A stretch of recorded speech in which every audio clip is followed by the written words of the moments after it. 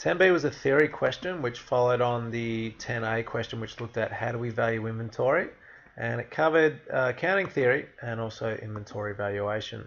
So what we were asked to do was explain, with relevance to the relevant stock valuation, with reference to the relevant stock valuation rule and an accounting principle, how you valued the Whiz coffee machines. So what we did with those was we actually lowered them from their product cost down to their net realizable value in question A.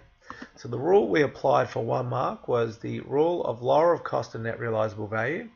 The principle that said or told us to do that, there's actually 2 right answers here, so we'll do both. The first one you could have used was conservatism.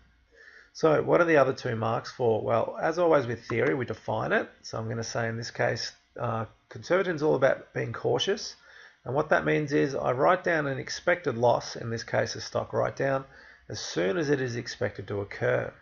And the reason I'm doing that is I'm now going to relate this to the specific question. I'm doing it so 2 things. Assets or stock control, in this case, is not overstated.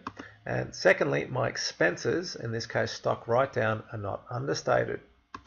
The other answer we could have done was we kept the same rule, but instead of using conservatism, we could have said the reporting period principle. So for 1 mark, we would have defined it and said that's all about recognizing expenses incurred in the current reporting period.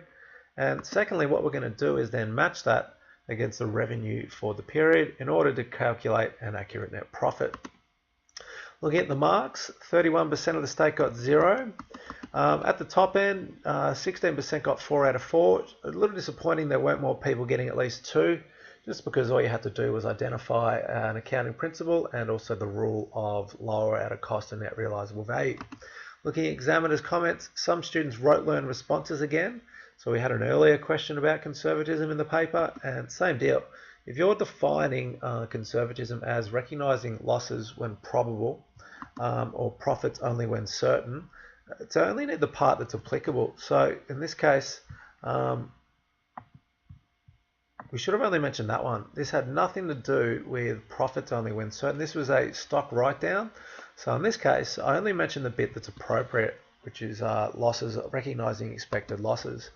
Because something like recognize profits only when certain, or I also could have said I want to make sure liabilities aren't understated. Well, that's got nothing to do with this question, and because it doesn't, I don't want to mention it. If I mention it, I'll actually lose marks because all it shows is that you've learned a definition, but you just can't apply it to a particular situation. Other students also stated a qualitative characteristic such as reliability or relevance. The question clearly asked for an accounting principle, so just make sure you read the question carefully.